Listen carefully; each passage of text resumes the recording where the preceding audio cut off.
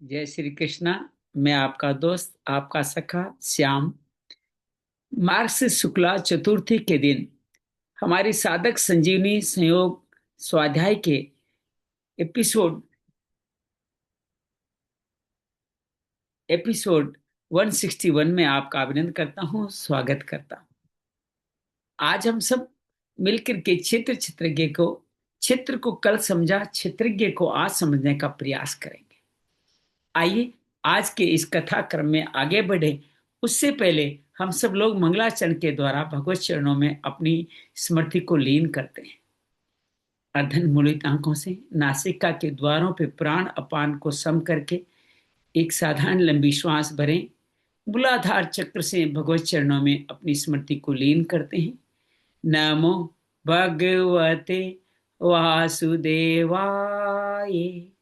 नमो भगवते वासुदेवाय। नमो भगवते वासुदेवाय। नमो भगवते वासुदेवाय। नमो भगवते वासुदेवाय। नमो भगवते वासुदेवाय। नमो भगवते वासुदेवाय। वसुदेव सुतं देवं कंस चाणूरमर्दनं देवकी परमानंदं कृष्णं वंदे जगद्गुरुं। श्री कृष्ण वंदे जगद्गुरुं। या देवी सर्वभूतेषु श्रीमद्भगवत गीता रूपेण संस्थिता नमस्तस्यै नमस्तस्यै नमस्तस्यै नमो नमः। या देवी सर्वभूतेषु साधक संजीवनी रूपेण संस्थिता नमस्तस्यै नमस्तस्यै नमस्तस्यै नमो नमः। गुरुर्ब्रह्मा गुरुर्विष्णु गुरुर्देवो महेश्वरा गुरु साक्षात् परम ब्रह्म तस्मै श्री गुरुवे नमः। गजाननं भूतगणाधिसेवितं कपितजम्बूफलचारुभक्षणम् उमासुतं शोकविनाशकारकं नमामि विघ्नेश्वराय पादपङ्कजं। नमामि विघ्नेश्वराय पादपङ्कजम्। त्वमेव माता च पिता त्वमेव त्वमेव बन्धु च सखा त्वमेव त्वमेव विद्या द्रविणं त्वमेव त्वमेव सर्वं मम देव देव त्वमेव सर्वं मम देव देव। शांति शांति शांति ही। आइए आज के अपने कथा क्रम में आगे बढ़े। उससे पहले अभी तक जो किया है उसका एक संक्षेप में पुनरावलोकन आप और हम साथ मिलकर करते हैं। प्रथम अध्याय अर्जुन विषाद योग। अर्जुन कौटुंबिक मोह में फंस जाने के कारण स्वधर्म को त्यागता है और विषाद में आता है। दूसरे अध्याय में अर्जुन भगवान का शिष्य बन के प्रार्थना करता है, मुझे उचित मार्ग बताइए। भगवान सांख्य योग कर्म योग दो मार्ग बताते हुए युद्ध करने की प्रेरणा देते हैं। तीसरे टाइम अर्जुन पूछता है कर्म योग ज्ञान योग में श्रेष्ठ कौन सा है। भगवान कहते कर्म का आरंभ सब में करना पड़ेगा, स्वधर्म का पालन करो, इसी के लिए तुम्हारा जन्म हुआ है और ये करते करते लोक संग्रह कार्य करते करते ही तुम मुक्ति को पा जाओगे। भगवान कहते हैं जनक आदि सभी सिद्ध भी यही किया करते थे और वो जैसा आचरण करते वैसा प्रणाम करते थे और मुझे भी कोई कार्य करते हुए करना नहीं, फिर भी मैं कार्य करता रहता हूँ। लोक संग्रह में कार्य में लगे हुए व्यक्ति अज्ञानियों को वे अपने साथ ले लेते हैं और भगवान अपना भी अध्यात्म चेतसा का अपना 7 पदों का विवरण देते हैं और भगवान कहते हैं ऐसे इंद्रियों अपने स्वधर्म में मरना भी कल्याणकारी है और परधर्म में जीना भी भयावह है। अर्जुन पूछता है ऐसा क्यों करते हैं। भगवान के कामना के कारण। कामना दोषी है, उसको मारो, उसको नष्ट कर दो। चतुर्थ अध्याय कर्म संन्यास योग में ज्ञान कर्म संन्यास योग में अर्जुन भगवान निष्काम कर्म की उत्पत्ति के बारे में बताते हैं और अर्जुन के शंका व्यक्त करने पे बताते हैं कि मैं अजन्मा अवयव विनाशी अपने प्रकृति को अधीन करके जब जब धर्म की हानि होती है, अधर्म बढ़ता है, तब मैं अपना जन्म लेता हूँ। मेरे जन्म कर्म जो दिव्य जान लेता है वो मुक्त हो जाता है। बाकी सब लोग कामनाओं की स्थिति के लिए देवताओं को बसते हैं। चतुर्वर्ण्य मया सिस्टम मैंने रचे हैं, लेकिन मैं करता नहीं, फल में नहीं लिप्त होता। भगवान इस तरह से कर्म अकर्म और विक्रम के बारे में हमें बताते हैं और कहते हैं इस तरह सेवा कार्य करने वाले जो इच्छा मिल जाए उसमें संतुष्ट रखते हुए ये द्रव्य यज्ञ आदि यज्ञों के द्वारा सेवा कार्य करते हैं। ज्ञान यज्ञ के द्वारा कर्म यज्ञ के द्वारा अपने समस्त क्लेशों को काटकर मुक्ति को प्राप्त हो जाते हैं। और भगवान कहते हैं कि उनको जीवन में कुछ भी पाना शेष नहीं रहता, अन्य लोगों को भी साथ रखते हैं, श्रद्धावान होते हैं, ज्ञान को पाते हैं, संयतेंद्रिय होते हैं, असंशय को खत्म कर लेते हैं और ज्ञानवान हो जाते हैं। पंचम अध्याय कर्म संन्यास योग में अर्जुन पूछता है संन्यास योग कर्म योग में श्रेष्ठ कौन सा है? भगवान दोनों ही मेरा ही परम फल देने वाले, लेकिन संन्यास योग में देहाभिमान के कारण कष्ट बढ़े हैं, लेकिन कर्म योगी सेवा करते हुए पर योग युक्त शुद्ध आत्मा होकर के मुझको पा जाता है। हालांकि कर्म योगी भी विवेक का ध्यान करे, शरीर शरीरी क्षेत्र क्षेत्रज्ञ को समझते हुए मुझको ही पाते हैं। लेकिन कर्म योगी विशिष्ट क्यों है कि नौ द्वारे देवी में सेवा कार्य के कर्म फल में लिप्त नहीं होते, उनके इस कार्य करने में मैं कोई सहयोगी नहीं बनता, लेकिन वो अपने आप ही प्रारब्ध से सेवा कार्य करते, अपने ज्ञान के द्वारा ज्ञान को नाश करके प्रकाशवान हो जाते हैं, उनकी बुद्धि मेरे प्रायण हो जाती है और अपुनरावृत्ति को प्राप्त होते हैं। वो विद्या विनय संपन्न ब्राह्मण और चंडाल में समदर्शी होते हैं, उनको कोई प्राप्य अप्राप्य नहीं होता और प्रिय अप्रिय भी नहीं होता, सेवा करते हुए अत्यंतिक सुख पाते हैं। बाकी सब लोग भोगों की दुख में बसते रहते हैं। ये सब लोग अंतरात्मा से सुखी ज्योतिर्वान होते हैं, ब्रह्म निर्माण को प्राप्त करते हैं और मेरा ही ध्यान करके वे मेरे भक्त बन जाते हैं। छठम अध्याय आत्म संयोग भगवान कहते हैं जो कर्म फल पे आश्रित नहीं है, जिसके सेवा कार्य मुख्य कार्य है, वो नैष्ठिकम शांति को पाता है, अपनी आत्मा को उद्धार करता है, उसको पतन तक नहीं पहुंचाता। वो ज्ञान विज्ञान से तृप्त व्यक्ति प्रशांत आत्मा जितात्मा सुख दुख हानि लाभ अनुकूल प्रतिकूल परिस्थिति लोहा सोना मित्र वेरी उदासीन मध्यस्थ द्वेष पापाचारी साधु में समदर्शी होता है। वो पवित्र प्रदेश में बैठकर यम नियम का पालन करते, दसों दिशाओं में नहीं देखते हुए आसन को जमाते हुए मेरा ध्यान करता है। वो इस तरह से ध्यान करते हुए वो ब्रह्मचारी व्रत का पालन करते हुए वो मेरे को पा जाता है। युक्ताहार विहार नित्य आहार करने वाले को ये मिलता है। उनकी उपमा दीपक की ऊर्ध्वगामी दीपक की लौ से दी गई है। वो अत्यंतिक सुख पाते हैं, अत्यधिक सुख और लाभ हानि उसको विचलित नहीं के, दुखों के संयोग का योग अनिर्विण चेत ढंग से और सब संकल्पों को त्यागते हुए वो धीरे धीरे धारणा वाली बुद्धि से मेरे में मन लगाते हैं और मुझको पा जाते हैं। मन चंचल कहीं जाता है, वहां से लौट के फिर मुझ में लगा के सत्व रजस तमस सभी कर्मों को काटते हुए अत्यंतिक सुख पाते हैं। वो सब भूतों में मुझे देखते मेरी सेवा करते हैं, मैं उनके लिए कभी अदृश्य नहीं होता, वो मेरे लिए कभी अदृश्य नहीं होते। वो लोगों के सुख में सुखी होते, दुख में दुखी होकर उनके दुखों का निवारण करते हैं। अर्जुन कहता है कि मैं समदर्शी कैसे बनूं, मेरा मन चंचल है।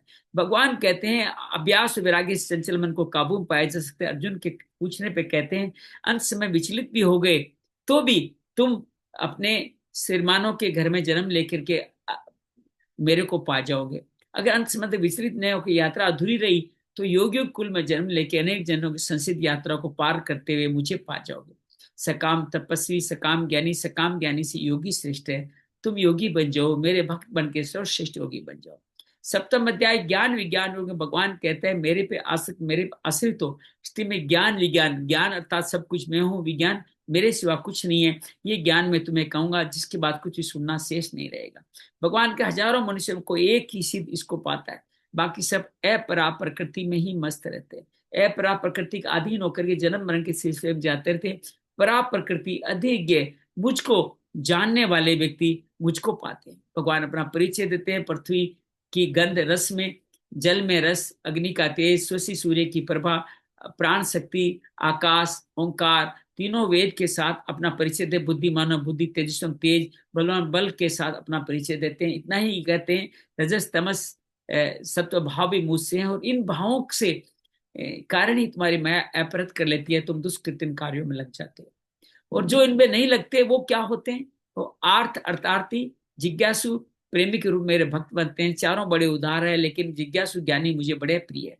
बाकी सब लोग कामना आश्रित देवताओं को भजते हैं, जहां जहां उनकी बुद्धि नियम पूर्वक भजते हैं, जहां जहां वो अपनी भक्ति करते हैं, वहां मैं ही श्रद्धा स्थापित उचित फल देता हूँ। लेकिन देवताओं के फल अंत बतु नाशवान है, जो मुझको भजते हैं मुझको प्याते हैं। जो अव्यक्त रूप में मुझको जान जाते हैं वो मुझको पा जाते हैं। उन बाकी सब लोग मूड योनि में होने कारण मेरे इस योगमय कारण मुझको इसको नहीं जानते। मैं सबको जानता हूँ, भूत वर्तमान भविष्य मुझे केवल मेरे भक्त जानते हैं। इच्छा द्वंद्व के मोह के कारण लोग मुझे नहीं जान पाते। जिनके पाप पुण्य के सारे कर्म फलों का अतिक्रमण करते हुए द्वंद्व मोह से विमुक्त होकर दृढ़ वर्ती होकर के जरा मरण मोक्षाय से पहले अधिज्ञ अधिदेविक अधिभौतिक को जान करके अखिल परम अखिल कर्म अखिल अध्यात्म को जान के मेरा ही चिंतन करते हैं, मुझको पाते हैं। अर्जुन अक्सर ब्रह्मयोग 8वें अध्याय में पूछता है, अक्सर ब्रह्म क्या है? जिसने संसार की सर्जना की। उनका आदि कर्म क्या है? संसार की सर्जना ही उनका आदि कर्म है। अध्यात्म क्या? उसी अक्षर ब्रह्म को जानना, उस धाम को पाना ही अध्यात्म है। इसके रास्ते में आदि भौतिक आदि देविक को पहचानते हुए आदि यज्ञ के साथ क्षेत्र के साथ मिलकर आगे बढ़ के जो मेरा चिंतन करते हैं, अंत में मुझको पाते हैं। इसमें कोई संशय नहीं है। लेकिन जो अन्य किसी का स्मरण करते उस योनियों को भी पाते हैं। इसलिए मेरा अनुस्मरण करें, अर्थात मेरे में ही मन बुद्धि अर्पित करें और मेरा ही अनुस्मरण करें। किस तरह से करें? प्राचीन से प्राचीन सर्वज्ञ हूं, सबसे शासन करने वाला, सूक्ष्म से सूक्ष्म सबका पालन पोषण करने वाला, तमस से परे ज्ञानवान है। आप अपने अंत काल में अपने मन को निरुद्ध करके भ्रुकुटी के मध्य ध्यान रखते हुए प्राण को स्थापित करते हुए 10वें द्वार से अपनी मुक्ति का रास्ता ले लेते। निर्गुण निराकार वाले समस्त आश्रमों के धर्मों का पालन करते हुए 9 द्वारे देहरी में 9 द्वारों को रोक करके मन को निरुद्ध करके प्राण भ्रुकुटी में स्थापित करके मानसिक ओम का उच्चारण करते हुए मुझ परमात्मा को पा जाते। सगुण साकार उपासक अनन्य भाव से नित्य नित्य मेरा चिंतन करते हैं, उनके लिए मैं सुलभ हूँ। वे महात्मा कहलाते हैं क्योंकि दुखालय में ऐसा से मुक्ति पाते हैं, परम गति को पाते हैं। ब्रह्म लोक तक सभी लोग पुनरावर्ती है, लेकिन जो ऊर्ध्व गति में शुक्ल पक्ष में जाते हैं वो ब्रह्मा के साथ मुझे पा जाते हैं, बाकी सब पुनरावर्ती को आते हैं। भगवान कहते हैं इस वर्तियों को जो जान लेता मोहित नहीं होता, वो वेद यज्ञ ताप दन तप दान से जो फल प्राप्त होते हैं उनको मुझको समर्पित करके मेरे परम शांति परम फल को पा जाता है। 9वां अध्याय राज विद्या राजगुह्य। भगवान ज्ञान योग का विस्तार करते हुए कहते हैं गुह्यतम सबसे गोपनीय है सभी विद्याओं के राजा का ज्ञान मैं तुम्हें कहने जा रहा हूं, जो प्रत्यक्ष है, पवित्र है, धर्म में है, सुख में है, जिसको पाना सहज है। भगवान कहते हैं अश्रद्धा वाले पुरुष इसको नहीं पाते, इसलिए मृत्यु संसार वर्तनी में चलते रहते हैं। समझ संसार मुझ में है लेकिन मैं संसार में नहीं। समझ जीवों में स्थित लेकिन सभी जीव मुझ में स्थित नहीं है। भगवान कहते हैं जैसे आकाश में वायु वैसे मैं सब में विद्यमान हूँ। भगवान कहते हैं कल्प के प्रारंभ में प्रकृति को अपनी अध्यक्षता में मैं संचार जगत की उनके कर्म फलों के अनुसार सर्जना करता हूँ, लेकिन मैं उदासीन भावसीन में लिप्त नहीं होता। जो मेरे इस अवयव रूप को नहीं जानते वो मेरी अवज्ञा करते हैं। मोग आशा मोग कर्माणा मोग ज्ञान और अविवेक के आधार पर वो आसुरी राक्षसी मोहिनी वृत्ति को प्राप्त होते हैं, लेकिन महात्मा लोग देवी शब्दों का आसन के मुझको बसते मुझको पा जाते हैं। भगवान कहते हैं वो मेरा कीर्तन करते हैं, मेरा दृढ़वर्ती होकर के निरंतर नमस्कार करते हुए मेरी नित्य उपासना करते हैं। कोई ज्ञान योग के द्वारा कोई कर्म योग के द्वारा करता है, वो जानते हैं मैं ही सब करता हूँ, मैं ही दाता हूँ, मैं पिता हूँ, मैं पिता में हूँ, मैं जगत हूँ, मैं प्रभु हूँ, साक्षी हूँ, परलभ हूँ, मैं यज्ञ हूँ, यज्ञ की प्रक्रिया हूँ, यज्ञ औषधि यज्ञ की सामग्री हवन क्रिया हूँ, मैं निधान हूँ, मैं अनादि हूँ, मैं सब कुछ मैं सूर्य की तरह तप करके अन्न और जल को पकाता हूँ और फिर सबको वर्षा के माध्यम से देता हूँ। मैं अमृत हूं, मैं मृत्यु हूं, मैं ही सत्य हूं, मैं ही सत्य हूं। बाकी सब तीनों वेदों में लिखे हुए स्वर्ग की कामना करने के लिए अपने पुण्य बढ़ाते हैं, विशेष समय तक स्वर्ग भोगते हैं, पुण्य क्षीण होकर पृथ्वी लोक को आ जाते हैं।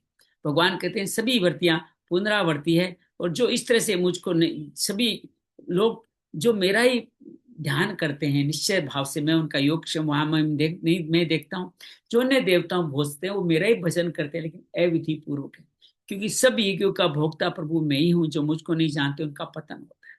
देवताओं वाले देवता भजन देव लोग जाते हैं मुझे भजन, मुझको लोग को जाते हैं। पत्रम पुष्पलम फलम तो जो कुछ भी श्रद्धा भाव से अर्पित करते हैं, जो प्रसाद करते हैं, यज्ञ दान तप करते हैं, उसके शुभ मुझे समर्पण करने वालों शुभ अशुभ सभी फलों से मुक्त करते हुए मैं मोक्ष बंधन में प्रदान करता हूँ। मेरे लिए कोई द्वेष नहीं है, कोई मेरी प्रिय नहीं है। दुराचार्य से दुराचारी व्यक्ति मेरा भजन करने से चले तो धर्मात्मा हो जाता है। पाप योनि हो, शूद्र हो, वैश्य हो, स्त्री हो, ब्राह्मण हो, क्षत्रिय हो, एक बार मेरा भजन करना निश्चय कर ले तो परम पद को पा जाता है। मेरे भक्त बनो, मुझे नमस्कार करके मेरे परायण हो जाओ, मैं तुम्हें मुक्ति प्रदान करूंगा। 10वां अध्याय में भगवान अपनी विभूतियों को अर्जुन को हित की कामना से बताते हुए कहते हैं कि मेरे इस आदि और अंत को महर्षि और देवता भी नहीं जानते, बाकी अन्य लोग भी मेरे अनादि स्वरूप को नहीं मानते। जो जानता है वो सब पापों से मुक्त हो जाता है। अपनी 20 विभूतियों के बारे में बताते हैं। बुद्धि, ज्ञान, असमो, सत्य, ज्ञान, दान, तप, यस, अयस, भाव, अभाव, प्रभव, प्रलय, भय, अभय, अहिंसा, समता, तुष्टि, दान, सभी कुछ मुझसे हैं। 7 चार सनकादि, 7 ब्रह्म ऋषियों और 12 मनुओं के द्वारा समस्त मेरी ही प्रजा है। भगवान कहते हैं मैं इस सबका, मेरी इस विभूति को जानने वाला मेरी इस कृपा से युक्त हो जाता है, और जो मेरे इस प्रभु प्रलय मत को जानता है, मेरा भजन करके मेरे को स्मरण करता है। कैसे भजन करे? मच्चिता मदगत प्राण, मेरे में चित लगाए, मेरे प्राण बोध यंत्र कथ्यंत है, मेरी कथाओं का श्रवण चिंतन करें, कथन श्रवण करें, और वो संतोष और प्रेम धन पा जाते हैं।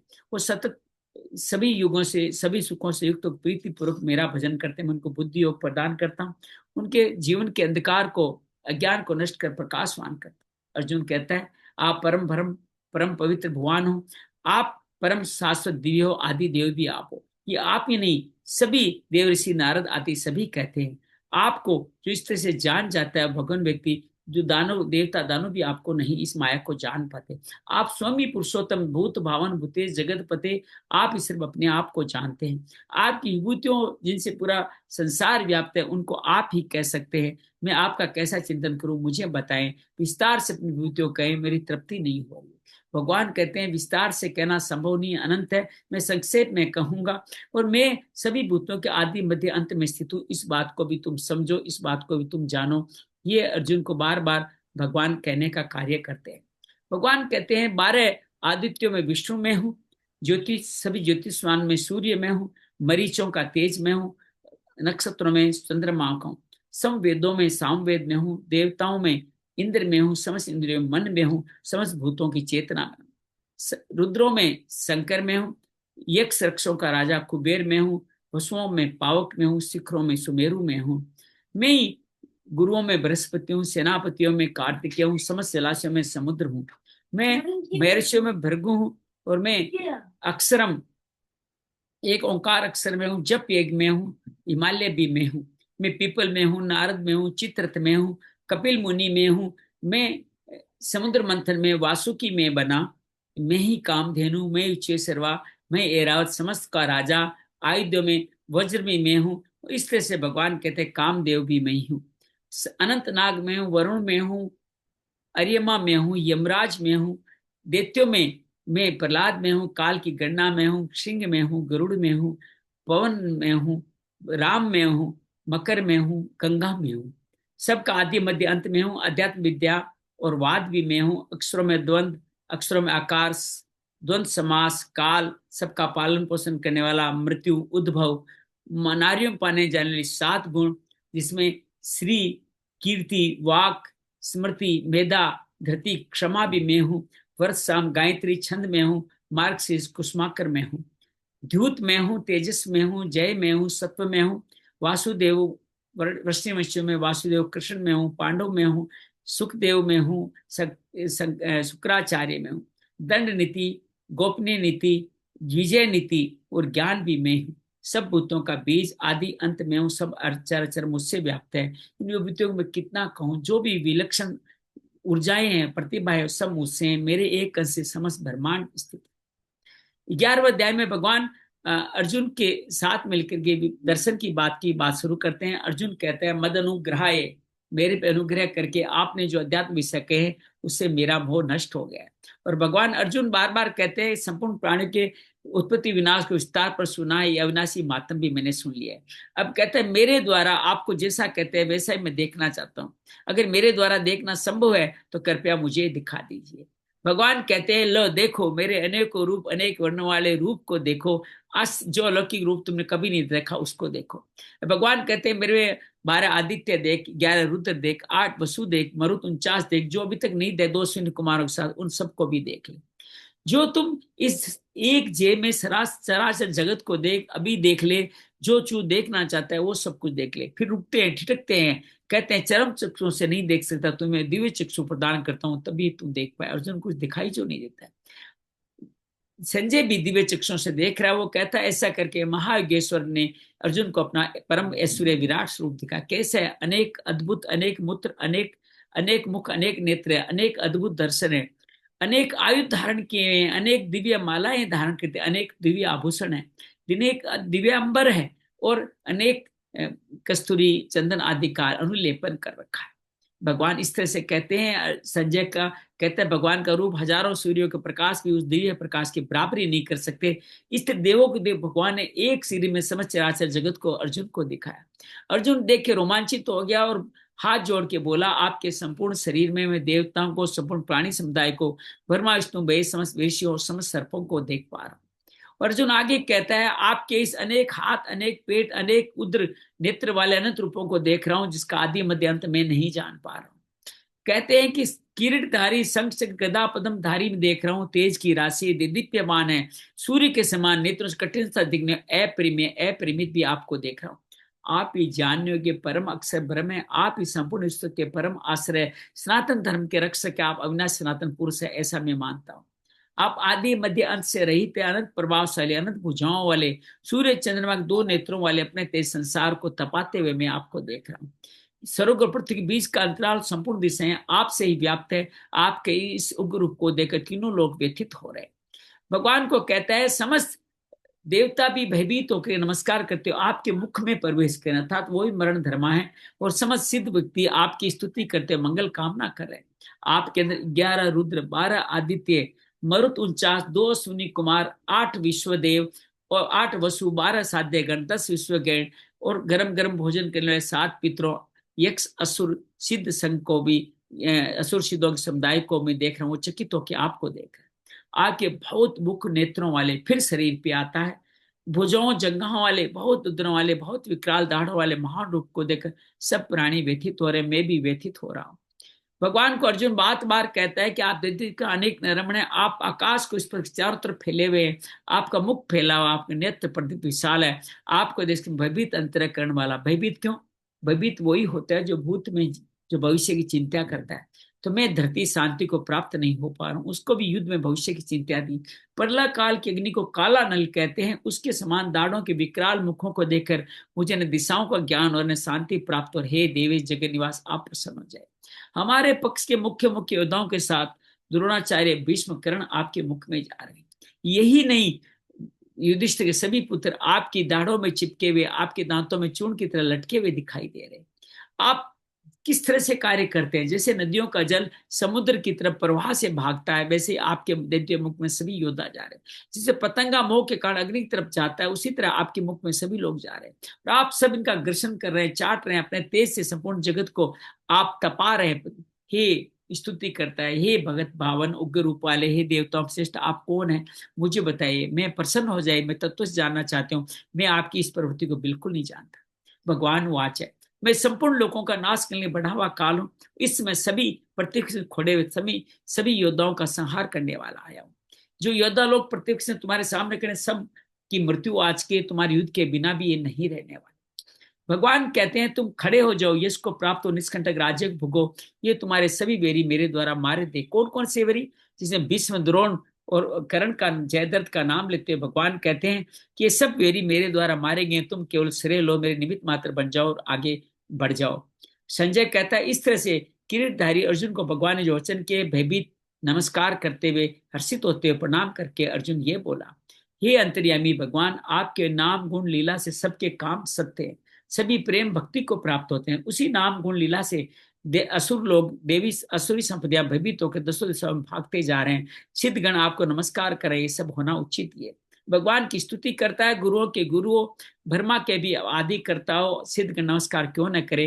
हे देवा जगन्नाथ, आप सत असत, आप ये सत से परे भी कुछ है, वो भी आप ही है। आप आदि देव, प्राचीन अनादि पुरुष है, विश्व से परम निधानम है।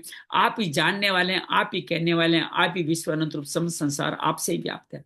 आप वायु, यम, अग्नि, वरुण, यक्ष, चंद्रमा, दक्ष, प्रजापति, सब कुछ आप ही हो। आपको नमस्कार है, बार बार नमस्कार है, आपको आगे से पीछे सब जगह से नमस्कार है।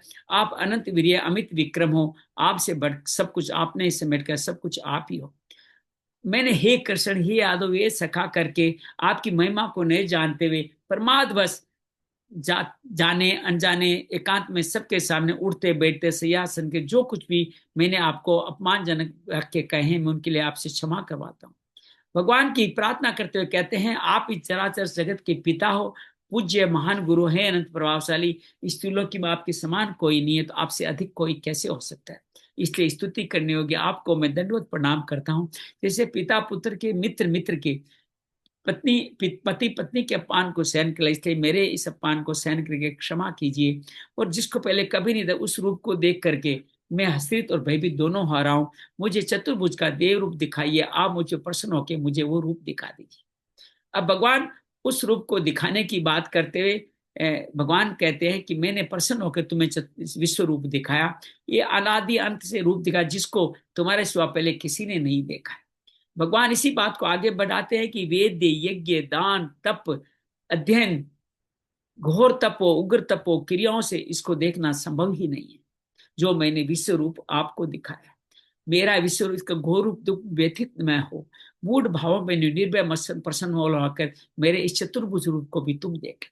भगवान अपने चतुर्भुज रूप को दिखाते हैं। संजय को भी दिव्य दृष्टि प्राप्त है, वो देखता है भगवान चतुर्भुज रूप दिखा रहे हैं, और फिर उनको द्विभुज साम्य रूप देख करके उसको भयभीत अर्जुन को आश्वासन देते हैं। अर्जुन कहते हैं, आपके इस सौम्य मनुष्य रूप, पहले उसने क्या देखा, चतुर्भुज, फिर सौम्य रूप, मैं स्थिर चित्त हो गया, अपनी स्वाभाविक स्थिति को प्राप्त हो गया। भगवान कहते हैं, मेरा चतुर्भुज रूप, इसके दर्शन अत्यंत दुर्लभ है, देवता भी इसको देखने के लिए लालायित रहते हैं। ये वेद, यज्ञ, दान तब से देखे जाना संभव, इससे मेरे अनन्य भक्ति से देखा जाना संभव है।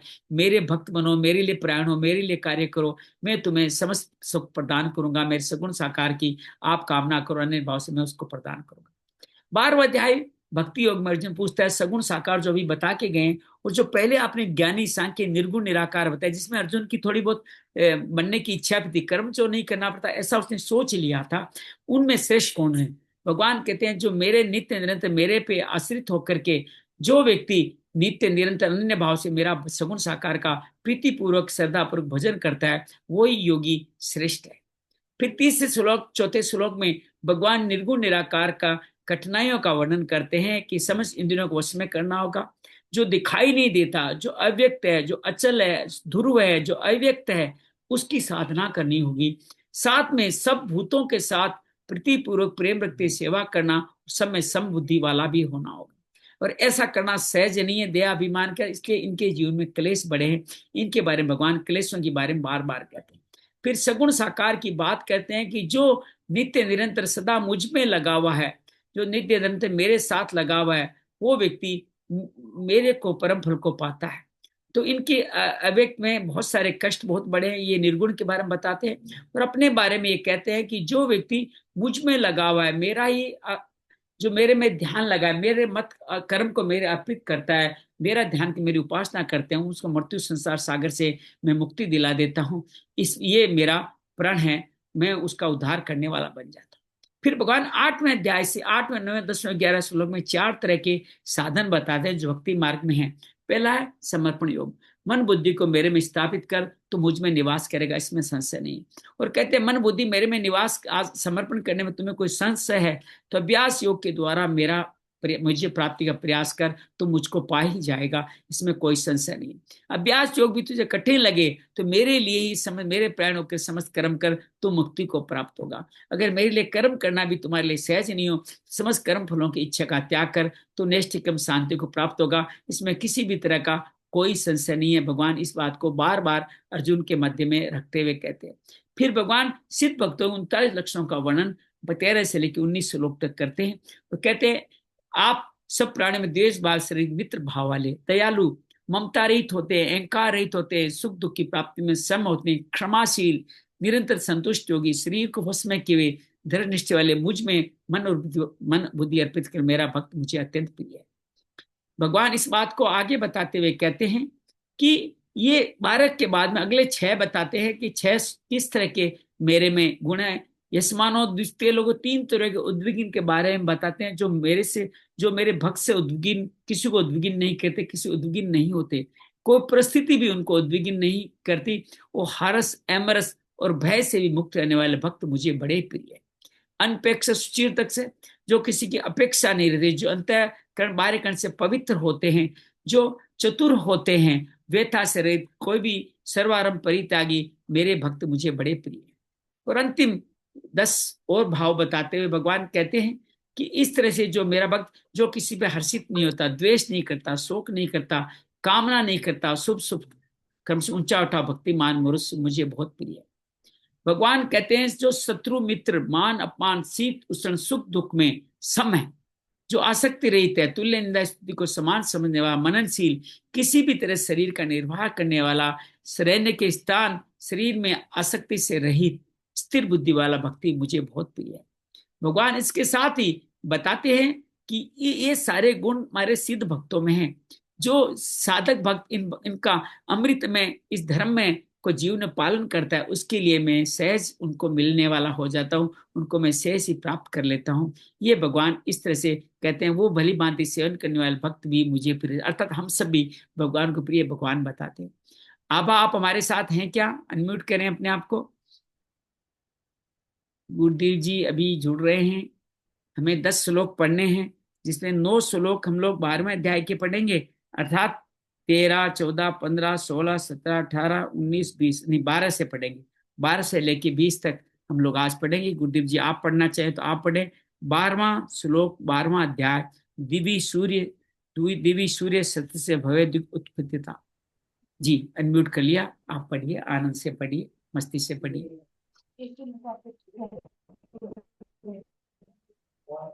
प्रभु जी बस 1 मिनट देते, मेरी आवाज आ रही है? हरिओम। कोई बात, तब तक मैं एक पढ़ देता हूँ। हाँ। दिवि सूर्य सहस्त्र से भवे देग उपद्विता, यदि बास दशि साक्षात बास्तस्य महात्मनः, तत्रे कष्टम जगत कष्टम परिभक्त मने कथा, अपस्य देव देव से शरीरे पांडवस्तदा, ततस्य विक्ष्म्या विष्णुरिष्टरोमा धनंजय, प्रणमे शीर्ष्यादेव कृतांजलिर भाषत है। अर्जुन वाच है, पढ़िए अर्जुन, अब आप पढ़ें 15वें श्लोक से। आज जी गुरु प्रभु। बहादुर का शहीदी दिवस है, आपको बहुत सारी बधाई। हम उनके जीवन को जी पाए ऐसा भाव लेते हुए आइए अर्जुन वाच पढ़ते हैं। प्रभु 12वां अध्याय है ना? 12वां अध्याय 15वां श्लोक, अर्जुन वाच। लेकिन इसमें अर्जुन वास तो नहीं है। और मैं तो 11वां पढ़ने लग गया। राम राम राम राम।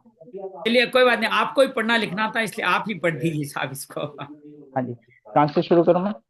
12वें अध्याय से शुरू करें, 12वें श्लोक से शुरू करें। 12वें श्लोक से शुरू करें। जी। ओके। शरीर ज्ञानम। श्रेयो हि ज्ञानाभ्यासात् ज्ञानाध्यानं विविष्यते, ध्यानात्तम फलत्यागस्त्यागात् शान्तिरनन्तरम्, अद्वेष्ट सर्वभूतानां मैत्रः करुण एव च, निर्ममो निरहङ्कारः समदुःखः शमी, संतुष्टः सततं योगी यतात्मा दृढनिश्चयः, मय्यर्पमर्ति मनोबुद्धिर्यो मद्भक्तः स मे प्रियः। बैग यस्मात् क्रोधविच्यते लोको लोकात् क्रोधविच्यते च यः, हर्षामर्षभयोद्वेगैर्मुक्तो यः स च मे प्रियः, अनपेक्षः शशुर्दक्षिर् उदासीनो गतं व्यथः, सर्वार्भक्त परित्यागी यो मद्भक्तः स मे प्रियः, यो न रुष्टि न द्वेष्टि न शोचति न कांक्षति, शुभाशुभ परित्यागी भक्तिमानः स मे प्रियः, समशत्रौ च मित्रे च तथा मानापमानयोः, शीतोष्ण सुख दुःखेषु समसंग विवर्जितः, तुल्य निंदास्तुतिर्मौनी संतुष्टो येन केनचित्, अनिकेतस्य स्थिरमतिर्भक्तिमान् मे प्रिय नरः, ये तु धर्म्यामृतमिदं यथोक्तं पर्युपासते, श्रद्धाना मत्परमा भक्तास्तेतीव मे प्रियः। ओम तत्सदिते श्रीमद्भगवद्गीतासु उपनिषत्सु ब्रह्म विद्यायां योग शास्त्रे योगो नाम द्वादशो। बहुत बढ़िया, बहुत सुंदर। अंजलि, आप हमारे बीच में 13वें अध्याय का प्रथम श्लोक पढ़ें। आप 13वें अध्याय का प्रथम श्लोक अनम्यूट करके। जी। जय श्री कृष्ण। हम्म। श्री ओम श्री परमात्मने नमः। श्रीमद् भगवद गीता अथ त्रयोदशोऽध्यायः। श्री भगवानुवाच इदं शरीरं कौन्तेय क्षेत्रमित्यभिधीयते एतद्यो वेत्ति तं प्राहुः क्षेत्रज्ञ इति तद्विदः। जय श्री कृष्ण। भगवान 12वें अध्याय में सगुण साकार की उपासना बताते हैं। बीच में 3 श्लोक निर्गुण निराकार के कहते हैं। भगवान ये कहते हैं कि ये इनका मार्ग बताते हैं, क्या सा मार्ग है और क्या कठिनाइयां उनको बताते हैं। अब निर्गुण निराकार की कठिनाइयां कैसे दूर हो, उसके बारे में बड़ी श्रद्धा से भगवान इस मत को हमारे सामने रखने का प्रयास करते हैं। 13वें अध्याय में निर्गुण निराकार की पहली श्लोक में ही भगवान कहते हैं, जो शरीर है, जिसको शरीर को तुम क्षेत्र जानो, ये इदम शरीर है, मेरा नहीं। ये लाइन गौर कीजिए, इदम शरीर है, ये बहुत बड़ा सार है। इसका मूल मंत्र इदम शरीर है। ये शरीर हम क्या कहते हैं, मेरा शरीर, मेरी आंखें, मेरा संसार। इदम इदम इट इट यूज कीजिए शरीर के लिए। इस शरीर को तुम क्षेत्र नाम से जाना जाता है। जो इस क्षेत्र को जान लेता है, इसमें क्या क्या हमने कल देखा, पंच कर्मेंद्रियां, पंच महाभूत, पंच ज्ञानेन्द्रिया, पंच प्राण, मन, बुद्धि, अहंकार, ये सब 23-24 जो तत्व हैं, इनको जो जान लेता है उसको ज्ञानी लोग क्षेत्रज्ञ नाम से जानते हैं। अब क्षेत्रज्ञ का परिचय आज दूसरे श्लोक में देने का प्रयास करें कि क्षेत्रज्ञ है कौन। बड़ा ही सुंदर चिंतन, पहले मैंने कभी नहीं सोचा था कि भक्तियों के बाद क्षेत्रज्ञों में इतना आनंद आने वाला है, लेकिन बहुत अद्भुत है। हम सब लोग कहीं न कहीं ज्ञान में जीते ही हैं, और उस ज्ञान को पाना, उसको समझना, इसके माध्यम बहुत सहज है। श्लोक 2, 13वां अध्याय। क्षेत्रज्ञं च अपि च मां विद्धि सर्वक्षेत्रेषु भारत। क्षेत्र क्षेत्रज्ञ योर ज्ञानम यत ज्ञानम मतम मम। हे अर्जुन, संपूर्ण क्षेत्रों में क्षेत्रज्ञ मुझे ही समझ। बड़ा सार के बाद एक लाइन भगवान जो कहना था स्पष्ट कहते हैं कि क्षेत्रज्ञ मैं हूं, क्षेत्रज्ञ मुझे जान, और क्षेत्र क्षेत्र का ज्ञान मेरे मत में ही ज्ञान है। ये जो क्षेत्र क्षेत्रज्ञ का जो ज्ञान कर लेता है वही ज्ञान है, ज्ञान इसके अलावा कुछ नहीं है। अर्थात प्रकृति मेरी, जिससे आपकी अष्टादश प्रकृति, 23 प्रकृतियों के बारे में बात की, और उस प्रकृति का पराभाव मैं क्षेत्र के रूप में शरीर में हूं, मुझको इन दोनों को जान लेता है वही ज्ञानी है। वो इसके अलावा कुछ ज्ञान है ही नहीं। तो कहने में शरीर शरीरी को जानना ही ज्ञान योग है। यही भगवान यहाँ बार बार स्पष्ट करते हैं। क्षेत्रज्ञं चापि माम विधि सर्व क्षेत्रेषु भारत है। संपूर्ण शरीरों में हूं, ऐसा अहम भाव, उसमें मैं तो क्षेत्र है। भगवान कह रहे हैं मैं हूं वो क्षेत्र है, और हूं मैंपन का ज्ञाता क्षेत्र है। मैं क्या है, क्षेत्र है। हूं क्या है, क्षेत्रज्ञ। गौर करना, मैं क्या है, शरीर है। हूं क्या है, उस शरीर को जानने वाला, जिसको पहले व्यक्ति कहा गया है। मैं का संबंध होने से ही हूं। शरीर का संबंध है तो परा है, इसलिए हूं। शरीर है तो हूं है, शरीर नहीं तो हूं भी चला जाएगा। कारण क्या ही है कि मैं के साथ संबंध होने से हूं कहा गया है। शरीर है, इसके साथ संबंध है, इसलिए इसको हूं कहा गया है। वास्तव में क्षेत्रज्ञ हूं की परमात्मा है के साथ एकता है। इसी बात को भगवान ये कह रहे हैं, संपूर्ण क्षेत्रों में मेरो को ही क्षेत्रज्ञ समझो। मनुष्य किसी विषय को जानता है तो जानने वाले में आने वाला विषय ज्ञेय कहलाता है। उस ज्ञेय को किसी करण के द्वारा ही जानता है। करण 2 तरह के, अंतःकरण, बाहिरकरण। बाहिरकरण कौन से हैं, श्रोत्र, नेत्र अर्थात पंच ज्ञानेंद्रिया। अंतःकरण क्या, मन, बुद्धि, चित्त, अहंकार। इस अंतःकरण की 4 वृत्तियां, मन, बुद्धि, चित्त, अहंकार। इन चारों में अहंकार सबसे सूक्ष्म है, जो एक देशीय है। बाकी सब में 2 भाव होते हैं, इसमें सिर्फ एक भाव है। ये अहंकार भी जिससे देखा जाता है, जाना जाता है, वो जानने वाला प्रकाश स्वरूप क्षेत्रज्ञ है। उस अहंकार के भी गाता को, क्षेत्रज्ञ को मेरा स्वरूप समझो। जो अहंकार को जान लेता है, ये किसका अहंकार है, स्वयं कौन है, स्वयं को जानना ही, अहंकार को जानना है, वही क्षेत्रज्ञ है। या विद्धि पद क्यों कहा गया, जैसे तू अपने को शरीर में मानता है, शरीर को अपना मानता है, वैसे अपने को मेरे में जान और मेरे को अपना मान, शरीर को नहीं, मेरे को मान। कारण तुमने शरीर के साथ जो एकता मान रखी है, उसको छोड़ने के लिए मेरे साथ एकता माननी बहुत आवश्यक है। जब तक भगवान के साथ एकता नहीं मानेंगे, हम किससे अटके रहेंगे? शरीर के साथ। यहाँ भगवान चित्रम च अपि माँ विधि पद से क्षेत्र के साथ अपनी एकता बताई। गीता में अनेक जगह ऐसे एकता बताई। दूसरे अध्याय 17 श्लोक भगवान ने शरीर के लिए कहा, जो संपूर्ण संसार व्याप्त है उसको तुम अविनाशी समझो। अर्थात अविनाशी कौन है? भगवान है। अविनाशी तो तद विधि ये न सर्वमिदम ततम। नवे अध्याय 4 श्लोक अपने लिए क्या कहा? मया तत्मिदम सर्व जगत व्यक्त मूर्ति ना। यहाँ तो भगवान ने क्षेत्र के मतलब अंश, अंश ही क्या है? ये शरीर के साथ एकता बताइए। इसी अध्याय के 34 श्लोक में शरीर संसार की प्रकृति के साथ एकता बताएंगे। तात्पर्य है, शरीर तो प्रकृति का अंश है, इसलिए उनसे सर्वथा विमुख हो जाओ। मेरे अंश भी तुम हो, इसलिए तुम मेरे हो जाओ।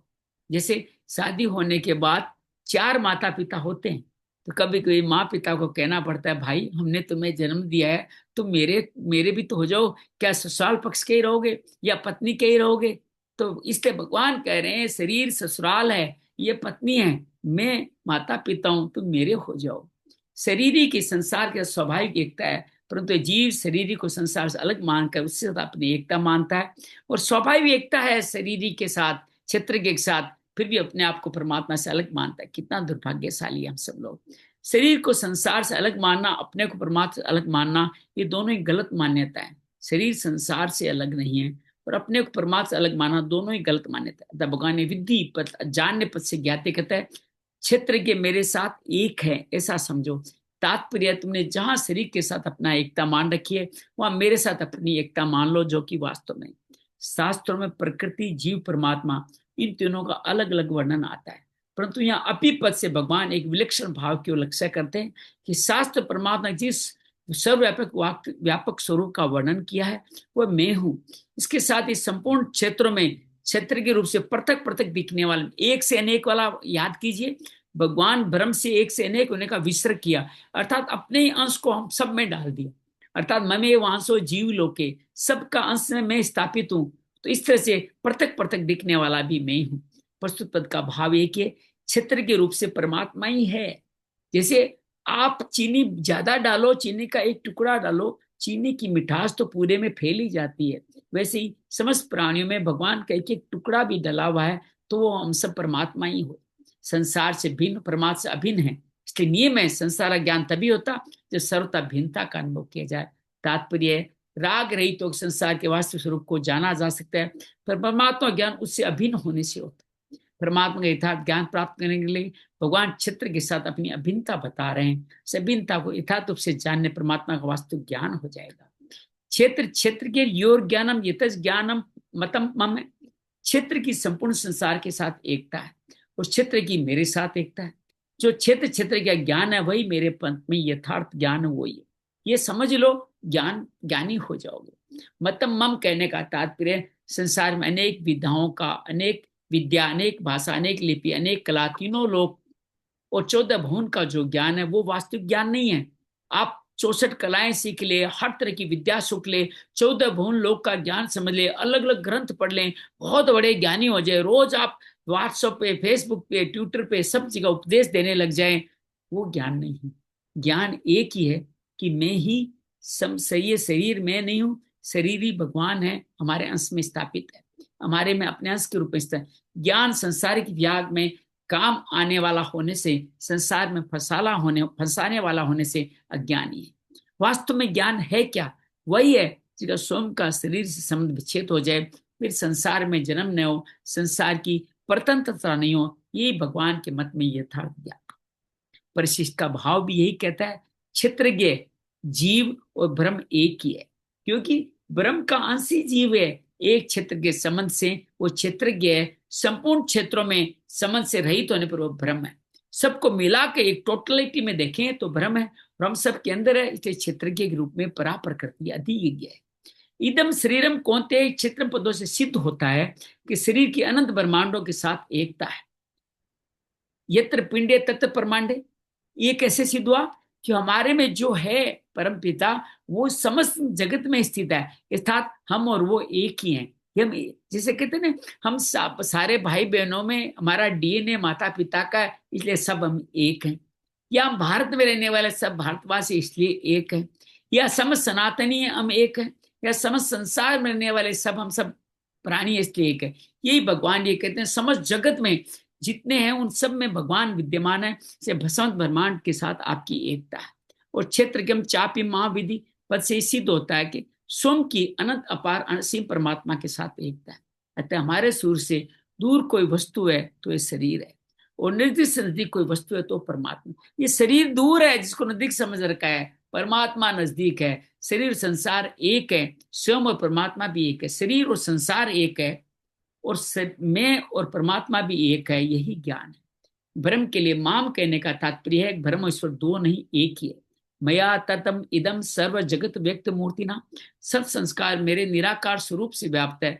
अनंत ब्रह्मांडम निर्लित रूप से सर्वत्र परिपूर्ण चेतन ब्रह्म है, जो अनंत ब्रह्मांडों का मालिक है, वह ईश्वर है। पूरे श्लोक में क्षेत्र क्षेत्र ज्ञान को ही अपने मत में ज्ञान बताकर अब भगवान क्षेत्र क्षेत्र के अलग अलग विभाग कर रहे हैं।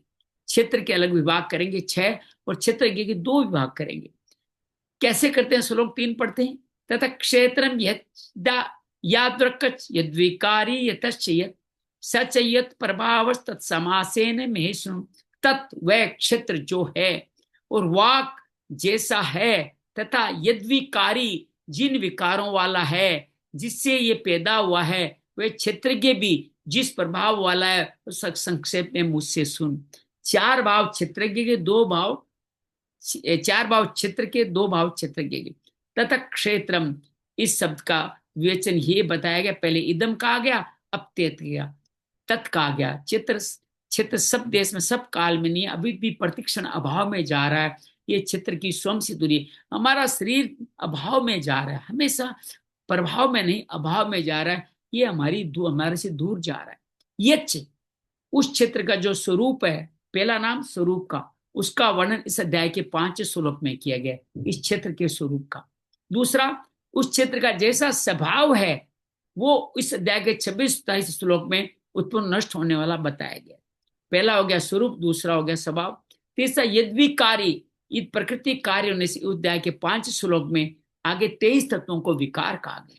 तथापि यहाँ उपयुक्त क्षेत्र मान्य संबंध के कारण क्षेत्र से उत्पन्न होने वाले इच्छा द्वेष आदि विकार को ही विकार कहा गया, जिसका वर्णन 6 श्लोक में कहा गया। ये तत्सयत, ये क्षेत्र किससे पैदा हुआ है? प्रकृति से उत्पन्न होने वाला 7 विकार और 3 गुण, जिसका वर्णन इसी अध्याय के 19 श्लोक में हुआ है। सहच है, पहले श्लोक के उत्तर जिस क्षेत्रज्ञ का वर्णन हुआ है, उसी क्षेत्रज्ञ का वचन यहाँ सह पद से कहा गया है, और यहाँ सुनने को कहा गया।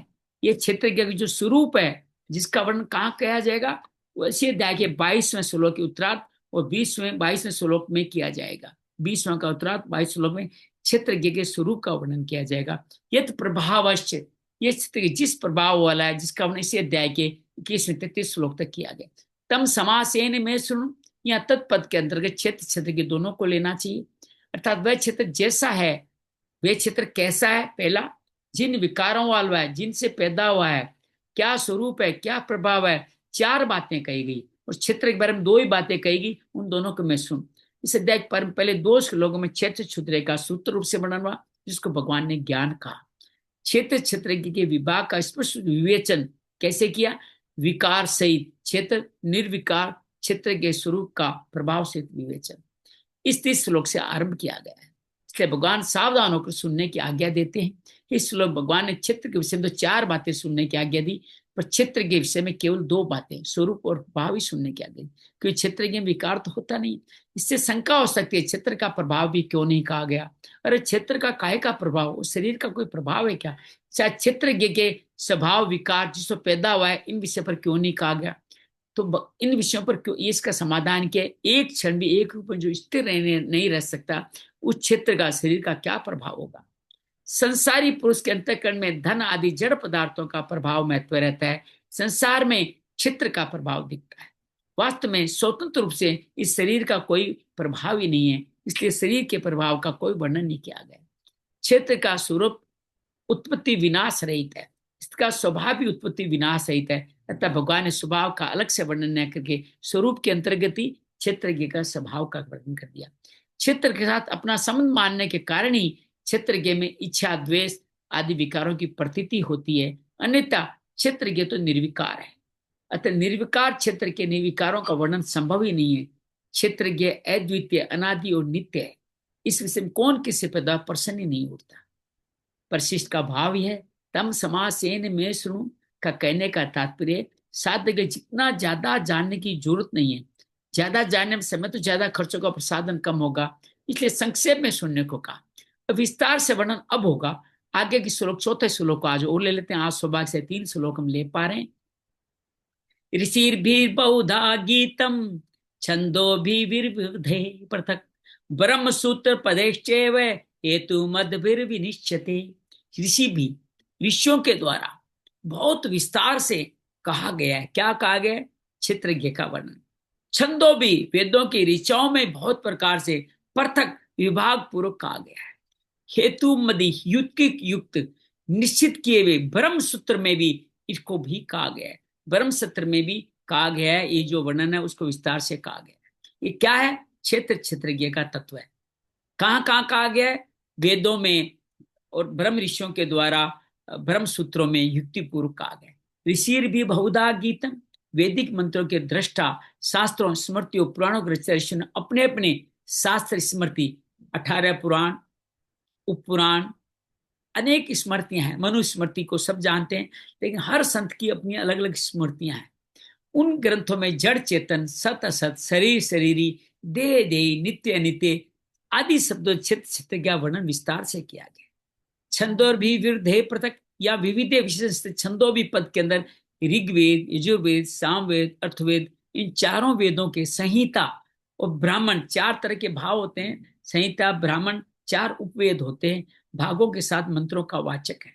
इन्हीं के अंतर्गत संपूर्ण उपनिषद भिन्न भिन्न शाखाओं को भी समझ लेना चाहिए। इनमें भी क्या दिया गया है? क्षेत्रज्ञ का वर्णन ही दिया गया है। ब्रह्म सूत्र पदेश्चैव हेतु मध्य विनिश्चित। ब्रह्म सूत्र एक बहुत सुंदर ज्ञान की पुस्तक है, ग्रंथ है, बहुत पूजनीय ग्रंथ है। जैसे पातंजलि योग दर्शन वैसे ब्रह्म सूत्र है। मैंने ब्रह्म सूत्र ढंग से कभी पढ़ नहीं पाया हूँ, बस उनके कुछ श्लोकों को कभी कभार संदर्भ बस स्मरण में आ जाते हैं। आप और हम सब कभी मौका मिले तो ब्रह्म सूत्र पढ़े, और ऐसे अगर लाइव अगर आप एक दूसरे साथ पढ़ सके तो बहुत कल्याण हो जाएगा।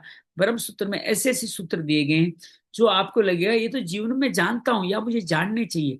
वो सब एक जगह जहां अंकित है, ब्रह्म सूत्र, ब्रह्म को पाने वाला सूत्र, क्षेत्रज्ञ को जानने वाला सूत्र इसमें दिया गया। क्षेत्रज्ञ के माध्यम से परम पिता को जानने वाले सूत्र कोई विधियां हैं तो इनमें दी गई है। ब्रह्म सूत्र पदेश चैव हेतु मध्य विनिश्चित, अनेक युक्तियों से युक्त, अच्छी तरह से निश्चित किए हुए बहुत सारी युक्तियां हैं ब्रह्म को पाने की, और निश्चित के ब्रह्म सूत्र के पदों द्वारा क्षेत्र के तत्व का भी इसमें वर्णन किया गया है। इस श्लोक में भगवान का आशय यह मालूम होता है, क्षेत्र का जो संक्षेप वर्णन में कर रहा हूं उसको कोई विस्तार से देखना चाहता है तो उपयुक्त ग्रंथों में देख ले। ये संदर्भ दे दिया है। स्टार्ट में कोई आदमी पीएचडी लिखता है तो संदर्भ लिखता है, मैंने यहाँ से ज्ञान लिया है। तो भगवान ने क्या, तीनों वेदों में देख लो, पुराण, उपपुराण, उपनिषदों में देख लो, और नहीं है तो ब्रह्म सूत्र में देख लो। तो इस क्षेत्र जिन 6 बातों को संक्षेप सुनने की आज्ञा दी, उनमें 2 बातों का वर्णन अर्थात उसके स्वरूप विकारों का वर्णन आगे के 2 श्लोकों में भगवान करने वाले हैं। हमारे पास 3 मिनट का समय, हम प्रण है कि 25 तक नहीं बजे तब तक हम पढ़ते जाएंगे। तो आइए 5वां श्लोक भी पढ़ लेते हैं। महाभूतिन अहंकारो बुद्धिर अव्यक्तम एव च इंद्रियाणि दशेकम च पंचेंद्रिय गोचरा। मूल प्रकृति, अव्यक्त मूल प्रकृति, और बुद्धि समष्टि बुद्धि, महतत्व है। हमारा जन्म हुआ महतत्व है, फिर अहंकार, समष्टि अहंकार, समभूतानि, फिर आए 5 भूत, फिर आई 10 इंद्रियां, फिर 1 मन, फिर 5 इंद्रियों के विषय। ये 24 तत्वों वाला क्षेत्र है। आगे अष्टादश प्रकृति बताई थी, अब ये चतुर्दश प्रकृति हो, चतुर्विश प्रकृति होगी। अव्यक्तम एव च, अव्यक्त नाम मूल प्रकृति का। मूल प्रकृति समष्ट बुद्धि का कारण होने से स्वयं किसी का भी कार्य न होने से केवल प्रकृति है। मूल प्रकृति भगवान की है, वो अव्यक्त है। अब उसके साथ जुड़ के बुद्धि, ये पद समष्टि बुद्धि अर्थात महतत्व का वाचक है। महतत्व शब्द क्या है? बुद्धि का ही स्वरूप है, महतत्व है। इस बुद्धि के कारण ही हमारा सृष्टि का अंतर हुआ। इस बुद्धि से क्या हुआ? अहंकार पैदा हुआ। इसलिए प्रकृति है, मूल प्रकृति का कारण से विकृति भी है। तात्पर्य बुद्धि, प्रकृति, विकृति दोनों है। अहंकार क्या है? बुद्धि का महत्व है। अहंकार के ये पद समष्टि अहंकार का वाचक है, इसको अहम भाव भी कहते हैं। पंच महाभूत का कारण ये अहंकार ही है, इसलिए प्रकृति है। बुद्धि का कार्य होने से ये विकृति है, बुद्धि की विकृति है। और प्रकृति में ये पैदा क्या करती है, ये पंचभूत को पैदा करती है। तात्पर्य अहंकार प्रकृति विकृति दोनों है। महाभूतानी, पृथ्वी जल तेज वायु आकाश, ये 5 महाभूत है। महाभूत 2 प्रकार के होते हैं, पंचीकृत अपंचीकृत। एक एक महाभूत के 5 विभाग को जो मिश्रण होता है उसको पंचीकृत महाभूत कहते हैं। अपंचीकृत महाभूत के आकाश के 2 विभाग है। तो आधा भाग आकाश अपने स्वरूप से रहता है, दूसरे आधे भाग के 4 विभाग कर देता है। आकाश सब में है, एक भाग वायु को, एक तेज को, एक जल को, एक पृथ्वी को दे देता है। वायु के 2 विभाग, आधा भाग वायु अपने स्वरूप से रहता है, दूसरे आधे भाग के 4 विभाग करके बाकी 4 तत्वों को देता है। ऐसे तेज भी अपने आधा भाग चारों को देता है, जल भी चारों को देता है, पृथ्वी चारों को देती है। अर्थात पंच तत्व सब एक दूसरे के साथ विभाग है। तो इस तरह से भगवान इन पंचीकरण से इनको पंचीकृत महाभूत कहते हैं। इन 5 महाभूतों का विभाग न होने पर इनको अपंचीकृत महाभूत भी कहते हैं। या इन्हीं अपंचीकृत महाभूतों का वाचक महाभूतानी पद है। इन महाभूतों की 5 तन्मात्राएं सूक्ष्म महाभूत कौन से होते, 5 विषय। कौन से, गंध रस रूप स्पर्श और शब्द। 10 इंद्रियां एक मन, 10 इंद्रियां एक मन और शब्द आदि 5 विषयों के कारण से यह महाभूत प्रकृति है। अहंकार का कार्य होने से विकृति है। तात्पर्य पंच महाभूत भी प्रकृति और विकृति दोनों है। पंच महाभूत अर्थात स्थूल शरीर में क्या क्या जुड़िया, कल हमने बात की थी। पंच महाभूत 10 इंद्रियां 15 हो गए, और साथ में आपके 5 विषय भी जुड़ गए जो सूक्ष्म महाभूत कहते हैं। 10 5 15 5 20 हो गए, और 20 के साथ मन भी जुड़ गया, 21 हो गया। अगर अहंकार को जोड़ ले तो 22 हो गया, चित्त को जोड़ ले 23 हो गया, महत्व तो जोड़ ले 24 हो गया। आप प्रकृति को मान के भी 24 मान सकते हो। इंद्रियाणी 10 कौन से हैं, हम कल बात कर चुके। श्रोत्र त्वचा नेत्र रसना घ्राण, ये 5 ज्ञानेन्द्रिया। वाक पाणी पाद उपस्थ वायु, ये 5 कर्मेंद्रिय हैं। 10 इंद्रिया अपंचीकृत महाभूत से पैदा होने से स्वयं किसी का कार्य न होने से केवल विकृति है। इंद्रियों से कुछ नहीं पैदा होता। एकम च अपंचीकृत महाभूत से पैदा होने से स्वयं किसी का कार्य होने से मन केवल विकृति है। पर मन क्या है, विकृति है। पंच च इंद्रिय गोचरा, इंद्रियों का क्या विषय है, शब्द रस रूप रसगंध, ये 5 ज्ञानेन्द्रियों के 5 विषय है। अपंचीकृत महाभूत से पैदा होने के कारण स्वयं किसी भी कारण से न होने के 5 विषय भी विकृति है। इन सब का निष्कर्ष क्या निकला, 5 महाभूत पृथ्वी जल अग्नि वायु आकाश, एक अहंकार एक बुद्धि 7, ये 7 प्रकृति विकृति वाले। लेकिन मूल प्रकृति केवल प्रकृति है। 10 इंद्रिया एक मन 5 ज्ञानेन्द्रिय, ये 16 क्या है, विकृति है। तो 16 और 5 21 हो गए। 5 महाभूत एक अंकार 7 ये हो गए, 16 7 23 हो गए, और एक साथ में प्रकृति जुड़ के 24 हो गया। ये 16 केवल विकृति है, और 5 महाभूत एक अंकार एक बुद्धि सब प्रकृति विकृति है। मूल प्रकृति भी इसी में गिनी जाती है। 24 तत्वों समुदाय का नाम क्षेत्र है। इसी का एक तुच्छ अंश ये मनुष्य शरीर है, जिसको भगवान ने पहले श्लोक में इदम शरीरम का 30 श्लोक तत् क्षेत्रम पद से कहा। क्या इन 24 के अलावा भी कुछ और है, वो हम कल जानेंगे। वो सारे विकार भी है इसके अंदर, वो हम कल जानेंगे। आइए, आज बधाई हो, 4 श्लोक आपने समय पर पढ़ लिए है, तो आप सबको बहुत सारी बधाई। अंजलि से निवेदन करेंगे दूसरा तीसरा चौथा 5वां इन श्लोकों को पढ़े, इन श्लोकों में जो समझ में आया वो हम सबको बताने की कृपा करें। अनम्यूट करें। आज आभा आ जाए तो दूसरा तीसरा आप पढ़ लीजिए, चौथा सरला पढ़ ले, 5वां आभा पढ़ ले, ऐसा करें, समय भी सदुपयोग हो। चलिए दूसरा तीसरा। चापि मां विद्धि सर्वक्षेत्रेषु भारत, क्षेत्र क्षेत्रज्ञयोर्ज्ञानै यत्तज् ज्ञानं मतं मम, तत्क्षेत्रं यच्च यादृच्छ यद्विकारी यतश्च यत् स च यो यत् प्रभावश्च तत्समासेन मे शृणु। ऋषिभिर्बहुधा गीतैः छन्दोभिर्विविधैः पृथक्, ब्रह्मसूत्रपदैश्चैव हेतुमद्भिर्विनिश्चितैः। महाभूतान्यहङ्कारो बुद्धिरव्यक्तमेव च इन्द्रियाणि दशैकञ्च पञ्चचेन्द्रिय गोचराः। जय श्री कृष्ण।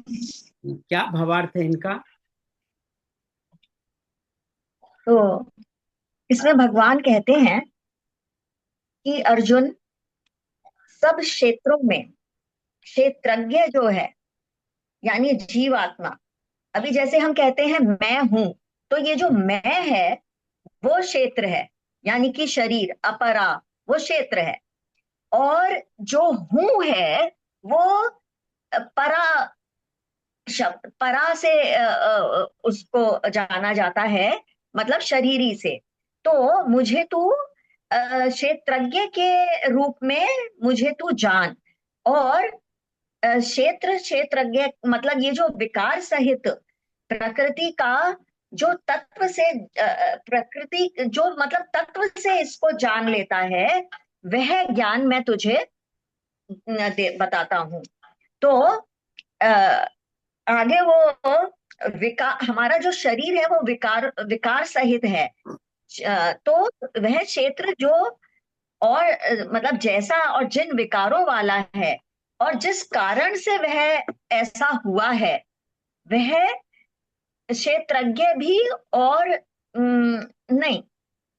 हाँ, हाँ वो मैं तुझे क्या। तब समासेन में सुनो, मुझसे सुनो, वो तुम मुझसे सुनो। हाँ वो मैं तुमको बताता हूँ, वो तुम मुझसे सुनो। फिर जी आगे वो क्षेत्रज्ञ का तत्व बताते हैं कि ऋषियों ऋषियों ने भी और ऋषियों ने वेद मंत्रों के द्वारा इसके बारे में भली भांति युक्तिपूर्ण तरीके से ब्रह्म सूत्र के पदों द्वारा भी इस बात को गाय कहा है। जी जी। हाँ फिर वो आगे कहते हैं कि अ, अभी ये 5 ज्ञानेंद्रियां और 5 कर्मेंद्रियां, ये जो 10 इंद्रियां हैं, वो अब मैं उसके बारे में को पांच हाँ 5 महाभूत कौन से हुए? अहंकार, बुद्धि, मूल प्रकृति, मूल अहंकार। बिल्कुल सही कहा है। मूल, प्रकृति, बुद्धि, अहंकार, मन, चार ये हो गए। इसको मन मानो या प्रकृति मानो। और पांच पांच के चार पार्ट और हैं। एक महाभूत, एक सूक्ष्म महाभूत, एक पंच ज्ञानेन्द्रियां, पंच कर्मेंद्रियां। 24 तत्वों की यहाँ बात की गई। की बात उन्होंने की है। और इंद्रियों के और स्पर्श, रूप, रस और गंध, इसके बारे में उन्होंने बहुत बढ़िया। बात की। बहुत बहुत बहुत सुंदर, बहुत सुंदर। सरला, गुरदीप, आभा, आप क्षेत्र क्षेत्रज्ञ के इस बारे में जो भी समझा है वो बताइए। बड़ा सहज की तरह लीजिए, गूढ़ मत समझिएगा। बात वही बता रहे हैं, शरीर शरीरी को अलग अलग कैसे जाने वो बताने का प्रयास करें। शरीर को खोल के दिखाया पहले श्लोक में, अब फिर उसी को श्लोक के 24 तत्वों में बताया और कहा कि ये ब्रह्म सारे सूत्रों में यही लिखा हुआ है। और ये मैं है, वो शरीर है, हूं है, वो क्षेत्रज्ञ, उनको जानने वाला भगवान का अंश है। प्रभु जी, एक श्लोक में भगवान श्री ने बताया कि जो साधक है उनको बहुत ज्यादा ज्ञान लेने की जरूरत नहीं है। ठीक है। हम्म। और अगले श्लोक में उन्होंने बताया कि ब्रह्म विद्या का ज्ञान ले। कंफ्यूजन हो गई। नहीं नहीं नहीं, वो कह रहे हैं ज्ञान, यही ज्ञान, इतना ही ज्ञान है कि क्षेत्रज्ञ और शरीर शरीर अलग है। इसी ज्ञान को सब जगह ब्रह्म सूत्रों ने यही गाया है। जो वो बहुत विस्तार से, मैं थोड़ा संक्षेप में हल्के से, जैसे एक कहे तो बहुत सारा ऑपरेशन करो तब 15-20 दिन रहो तो मुक्ति होगी। एक ऐसा वेद मिलता है, वो कह रहा है मैं तो आपके मर्म दबाऊंगा यहाँ पर, आप ठीक हो जाओगे। तो भगवान मर्म की बात बता रहे हैं कि ये शरीर शरीर अलग है, यही सब ज्ञान सब जगह यही लिखा हुआ है, इसके अलावा कुछ नहीं लिखा गया। इसको विस्तार से पढ़ना तो वहां चला जा, लेकिन मैं तो संक्षेप में बता रहा हूं। सार की बात यही है, ये शरीर क्षेत्र है और आपके सिर में क्षेत्रज्ञ है, वो मेरा अंश है। ये वो मैं मेरा बता रहा हूँ, बस ये बात कह रहे हैं। दोनों बहुत अलग अलग बात नहीं है। भगवान अपनी बात का महत्वता बता रहे हैं कि मैं संक्षेप में बता रहा हूं, लेकिन सार सबका यही है। सार सबका यही। जैसे पिछले अध्यायों में बताया था कि या तो तू मेरी बात मान, यदि तेरे को यही चीज जाननी है तो तू तत्व ज्ञानी के पास जा, वहां बस वो जाकर। यहाँ कह रहे हैं कि मान वो ले तो यहाँ मान कह ले, रहे हैं। नहीं तो हाँ, इन ग्रंथों के पास चला जा, वहां भी यही लिखा हुआ है। बिल्कुल वहां बिल्कुल। भी यही लिखा हुआ है। यार पिता कहता है भाई भाई बात मानना तो मान ले, नहीं तेरे दोस्तों से एक चीज को पूछना पूछ ले, बात सच्ची यही है। यही। ऐसे भगवान पिता स्वरूप यही कह रहे हैं कि सच्चाई यही है भाई, मेरे से मान ले, मेरे से मान ले, नहीं तो जा भटक के आ जा, सब हाँ, जगह भटक के आ जा, इसके अलावा तुझे कुछ मिलने वाला है नहीं। ये भगवान कहते हैं, साक्षात सत्य की बात यहाँ पे भगवान करते बहुत हैं। सही, दोहरा बहुत। लीजिए सरला, आप बता दिए 24 तत्व कौन से हैं, 24 तत्व कौन कौन से हैं।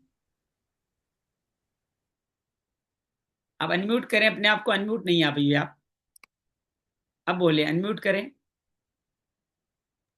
हाँ, शरीर क्षेत्र है और आत्मा क्षेत्रज्ञ है, और शरीर और शरीर, ये क्षेत्र को जो ज्ञान जो जान लेता है वही ज्ञानी होता है। बहुत आज मैंने इतना ही सुना था, हाँ, क्योंकि आज मैं बाहर हूँ। बहुत बढ़िया, बहुत बढ़िया, इतना ही काफी है। 24 तत्व को जान लीजिए, बड़ा सहज है। पहले हमारी सबसे पहले वह वैशिष्टि बुद्धि, जिसको महतत्व कहा गया है, महतत्व। फिर उससे बना अहंकार, अहंकार के साथ आया मन, और ये मूल प्रकृति से शुरुआत हुई। तो प्रकृति, महतत्व, अहंकार और मन, ये चार मूल तत्व हो गए जो विकार, प्रकृति विकृति दोनों से तय है। इस अहंकार से उत्पन्न हुए पंच महाभूत, वो भी प्रकृति विकृति दोनों का भाव है। अहंकार से होने का प्रकृति, और उससे भी कुछ विकृत होकर भाव है, इसलिए विकृति भी है।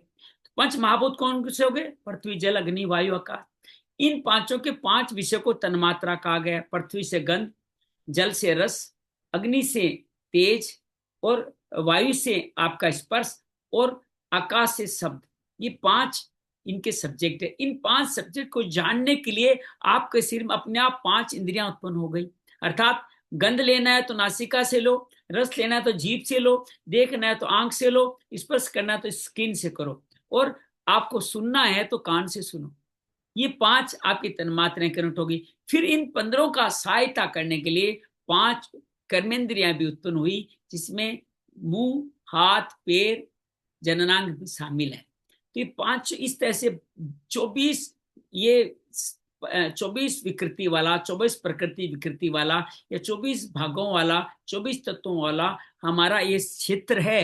अभी क्षेत्र की बात हो रही है, क्षेत्र की बात तो पहले 2 श्लोक में कर चुके। अब क्षेत्र में इन 24 के अलावा क्या क्या है वो हम कल जानने वाले हैं। इस 24 के अलावा भी कुछ और भी है, जो हमारे पूर्व जन्म के प्रारब्ध के संचित कर्म हैं, वो किस रूप में, वो हम कल देखने वाले हैं। इस क्षेत्र के ज्ञान बड़ा अद्भुत है। इस शरीर को जान जाओ, उस शरीर में मैं रहता हूँ, वो क्षेत्रज्ञ हूँ, और मैं ममे वांसो जीव लोके परमात्मा का अंश तुम में विद्यमान हूँ, इस बात को भी जान जाओ।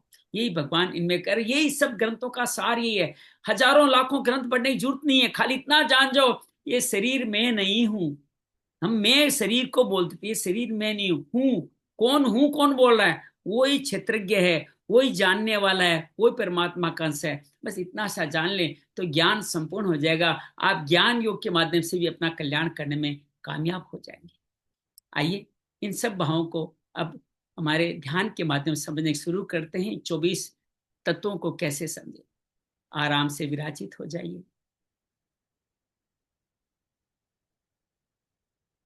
सृष्टि का प्रारंभ हो रहा है।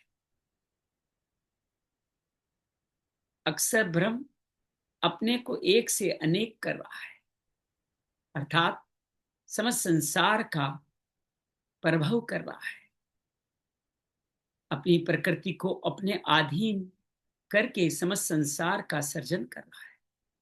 तो पहला तत्व है प्रकृति। प्रकृति के साथ मिलती है हर जीव की अपनी बुद्धि, जिसको महतत्व नाम दिया गया है। प्रकृति महतत्व के अनुसार ही हर जीव का सर्जन करती है। हमारे जीवन में जो भी, जिसमें भी हमारी चित्त स्मृति रही है, जो हमारे संस्कार रहे हैं, वही महतत्व बुद्धि का स्वरूप बनते हैं।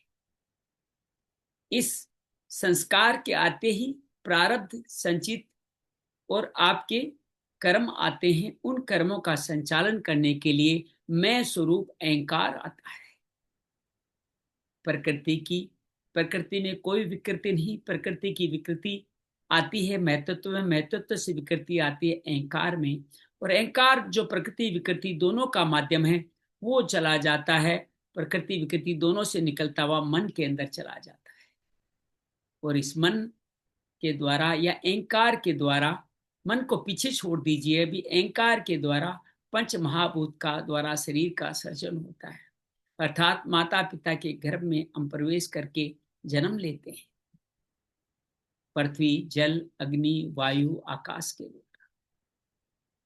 इन पंच तत्वों के साथ साथ पंच तन्मात्राएं भी उत्पन्न होती है, गंध रस रूप स्पर्श और शब्द।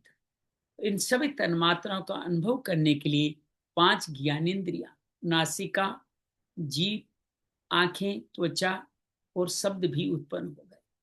ये समस्त शरीर माँ के गर्भ में बनते जा रहे हैं और इस तरह के सभी भावों से लेस होते जा रहे हैं।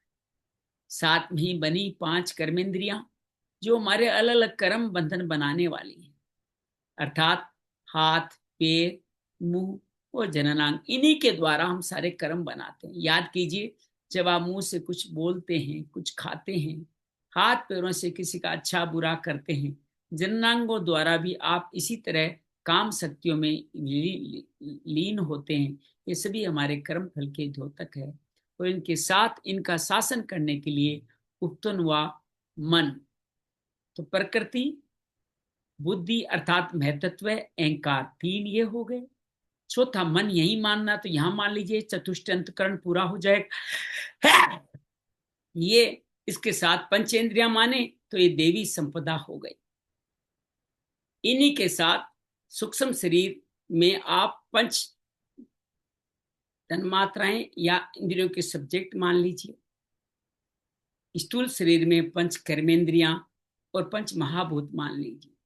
ये 24 तत्वों वाला ये शरीर है।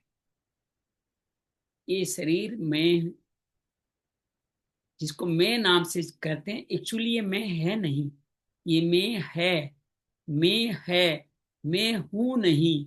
मैं हूं होते ही जो कहने वाला है वो क्षेत्रज्ञ हो जाता है। जो शरीर इस अपरा प्रकृति को भगवान ने बना दिया, लेकिन ये सब मिलकर के जीव का सर्जन नहीं कर सकी, तो भगवान ने इन सब के साथ मिलाकर के भगवान ने अपनी परा प्रकृति को अधियज्ञ के रूप में दिया। वो ही हमारे जीवन का आधार है, वो भगवान का अंश है, वो ही इस क्षेत्र को अच्छी तरह से जानता है, वो क्षेत्रज्ञ है। और क्षेत्रज्ञ है, क्षेत्र है, इन दोनों का ज्ञान ही सबसे बड़ा ज्ञान है। यही ज्ञान वेदों में, ऋषियों द्वारा, पुराणों में, उपपुराणों में, अनेक तरह के महाग्रंथों में, हमारे ब्रह्मसूत्र में सब जगह यही लिखा हुआ है। जो ही परम ज्ञान है भगवान ये बता रहे हैं। ये पंच 24 महातत्वों वाला एक क्षेत्र और उसको जानने वाला क्षेत्रज्ञ अर्थात प्रकृति है। हम संसार के साथ जब अपने संसार के साथ अपने को जोड़ते हैं तो हम लोग संसार भगवान से अलग हो जाते हैं, जबकि भगवान का हम अंश हैं। संसार हमारे बीच में विकृति के रूप में आया है। संसार भगवान स्वयं हमारे अंश में शुद्ध प्रकृति है। हम उन शुद्ध परा प्रकृति को देख लें, अपरा प्रकृति से अपने आप ही अलग होते चले जाएंगे कि उनका कोई अंश है ही नहीं। जिसका अंश है ही नहीं, उसका जुड़ना क्या और उससे अलग होना क्या। जो है शाश्वत है, अव्यक्त है, वो रहेगा, उसी को अपना संबंध माने। यही ज्ञान है, यही मुक्ति है। इस क्षेत्रज्ञ का इस प्रकरण को समझ लें, जीवन में संपूर्ण ज्ञान हमारे अंदर स्थापित हो जाएगा। समस्त ज्ञानियों को नमन करते हुए विश्राम कर। जय मां भगवत गीते, जय जय मां भगवत गीते। हरि कमल विहारिणी, हरि कमल विहारिणी, सुंदर सुपुनीते। जय जय मां भगवत गीते। दया सुधा बरसावनी, मातु कृपा कीजे, मातु कृपा कीजे। हरिपद प्रेम दान कर, हरिपद प्रेम दान कर, अपनों कर लीजिए। जय जय मां भगवत गीते। योगेशम सचिदानंदम वासुदेव व्रज प्रियम, धर्म संस्थापकम वीरं, कृष्णं वंदे जगद्गुरुं। श्री कृष्णं वंदे जगद्गुरुं। शांति शांति शांति। उम्मीद है आप सबने इस क्षेत्र क्षेत्रज्ञ के भाव को समझाओगे। इतना गूढ़ ज्ञान भी नहीं है। हम अक्सर ज्ञान को इतना गूढ़ बना लेते हैं। कई बार संत लोग या कथा कहने वाले या कुछ बताने वाले भी चूंकि वो अपना भाव जमाने के लिए इसको क्लिष्ट भाव से, कठिनाई से बताते हैं, तो हमें ज्ञान भारी लगने लगता है। और सच्चाई ये है कि जो संत या जो कथा कहने वाला करने वाला क्लिष्ट भाव में समझाता है, इसका मतलब वो खुद भी समझ नहीं पाया है। जो कहता है वो जो समझा है उसी का ही प्रतिरूप है। उसको खुद समझ में नहीं आया, उसको क्लिष्ट लग रहा है, इसलिए वो आपको समझाता है तो आपको ही भारी लगता है। इसलिए भगवान इसको समझे हुए हैं तो बड़े संक्षेप में सहज बताते हैं। सब ग्रंथों का सार यही है कि ये क्षेत्र है और इसके क्षेत्र के रूप में मैं विद्यमान हूँ। ये शरीर तुम्हारा नहीं, तुम मेरे से उत्पन्न हो, मेरे अंश हो, मुझ मेरे पास आ जाओ, मेरे साथ रहने लग जाओ। ये संसार तुम्हारे काम का नहीं, तुम मेरे अंश हो, मेरे में आ जाओ। इतना ही तो सारा ज्ञान है। इस सहज समझ लेते हैं तो ज्ञान समझ में आ जाए, नहीं तो इसको कितने ही टुकड़ों में, कितने ही ग्रंथों में, कितने ही सूत्र समझो, अल्टीमेटली घुमा फिरा के बात आपको यही समझाने वाले हैं सब लोग। सहज भाव से समझ ले कि भगवान ने सब कुछ ऊपर से देखो। एक ऊपर से देखता है ना, उसको मेरे सर में बाल कितने कम है, ज्यादा है, मैं कैसा हूं, सब कुछ दिखता है। सामने वाले को, मुझे खुद को नहीं दिखता मेरे सर में बाल कितने कम हो गए, मुझे नहीं पता चलता। तात्पर्य ऊपर से देखने वाला जो तटस्थ है, जो अवयव अविनाशी अनिर्दिश्य अव्यक्त ध्रुव है, वो सबको देख रहा है। और वो जो ज्ञान बता रहा है वो सहज है, वो सबको जानता है, सबको पता है, सबका उसको पता है। तो उस परम ज्ञानी जगत गुरु की शरण में चलते हैं तो हमें ज्ञान सहज भाव से मिलने लग जाएगा। ये क्षेत्र क्षेत्रज्ञ ही नहीं, ज्ञान योग का सारा सार भी इन्हीं 3 श्लोकों में छुपा हुआ है। आगे इन्हीं का विस्तार होने वाला है। क्षेत्रज्ञ में, क्षेत्र में और क्या है, क्षेत्रज्ञ का प्रभाव क्या है, विकार क्या है, सब समष्टि वेष्टि का भी वर्णन आएगा। ये सारा जो अभी तक है ना, ये सिलेबस आ गया। अब इस सिलेबस की पूरी व्याख्या पूरे इस 34 श्लोकों वाले त्रयोदश अध्याय में होने वाली है। सहज भाव से लीजिएगा, भारी मत कीजिएगा विषय को, तो जल्दी आप समझ पाएंगे। बहुत बहुत धन्यवाद, बहुत बहुत आभार। आज फिर कहूं, गुरु तेग बहादुर का आज शहीदी दिवस। गुरुदेव से निवेदन करूंगा कि आप बताएं, गुरु तेग बहादुर का शहीदी दिवस क्यों, किस याद में, किस तरह से मनाया जाता है, हम इसको किस तरह से मनाएं। गुरुदेव जी आप बताएं इस बात को। जी, मैं बहुत ज्यादा कुछ ज्ञानी नहीं हूँ, बस थोड़ा सा जितना अभी तक समझा है वो ये कि ये जो गुरु परंपरा जो श्रृंखला चली आई, उसमें 9वें गुरु गुरु तेग बहादुर साहब, ठीक है ना जी। तो ये अपने आप को सिर्फ ध्यान में मगन रखते थे, सिर्फ ध्यान करते थे, भक्ति भाव करते और कुछ नहीं करते थे, छुपे हुए बैठे थे, ठीक है। इनकी जो धर्मपत्नी जी थी वो इनके लिए बस जो जीवन यापन के लिए भोजन बना दिया, ये कर दिया, बहुत ना सारा चीज।